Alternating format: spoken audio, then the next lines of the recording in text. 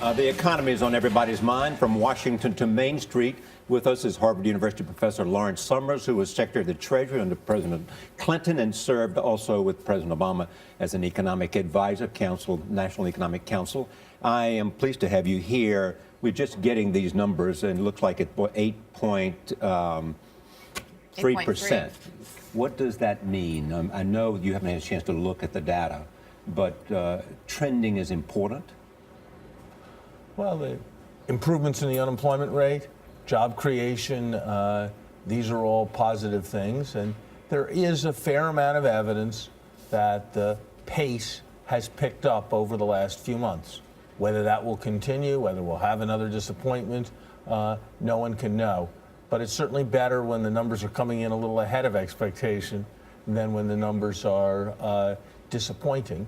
And that's something that should gratify observers of this economy. But make no mistake, Charlie, we still have a real jobs deficit in this country. We have a growth deficit in this country. We are still millions of jobs short of where we should be.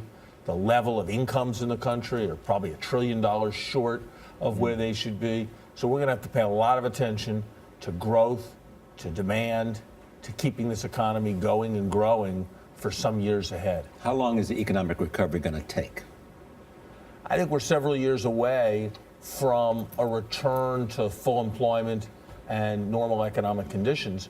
But I do think that we really are recovering, that unlike in parts of Europe where the economy is declining, in the United States, the pace isn't everything we would want it to be, but the collapse that President Obama inherited really has been contained, and albeit not as rapidly as we'd like, we are on an upwards path. Upward path is important. How important, though, especially when you're in a consumer-driven economy, is the psyche when you see something like 243,000 jobs created in January, far better than expectations, and unemployment dropped again another 0.2 percentage point? It's all got to be to the good. One of the pieces of advice I've always given to President Obama and others is that confidence is the cheapest form of stimulus. Yes, and isn't true. that confidence coming in is got to be a good sign. And as more people get hired, you know, economies are about spirals. You can have a vicious cycle where people are losing their jobs, incomes are falling, spending is falling, that means incomes are falling. Or you can have a virtuous circle where incomes grow, spending increases, more people get jobs, income increases. And there are signs that we're moving much more towards that virtuous circle from that vicious cycle. But we've got to monitor this. We've got to not be complacent.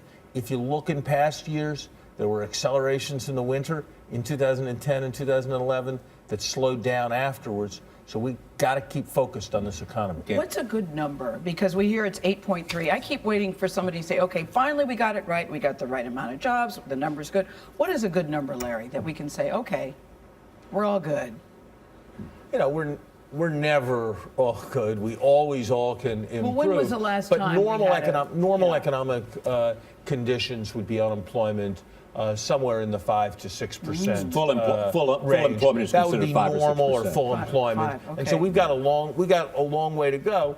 On the other hand, we had an unemployment rate in the 10% range. So we have come a long way back, and that's attributed to some tough decisions. The decisions to respond to the problems of the automobile industry, the decisions with respect to putting money into the economy to repair the infrastructure. Those weren't easy decisions, and we're seeing some results from those decisions. A couple of things before you go. Number one, you were in Davos, and a lot of European leaders are there. One thing that could derail this economy is Europe goes bad, and there has a default. What is the feeling at the moment there? Shorter term, people feel much better, Charlie, because of some things that the European Central Bank has done, the so-called LTRO, which is big loans to European banks. People think that's going to contain and avoid the problem for the next 6-9 months, a year.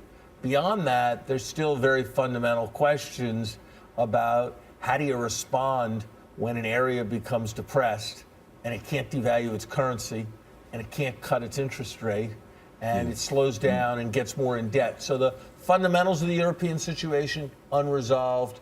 The immediate threat contained.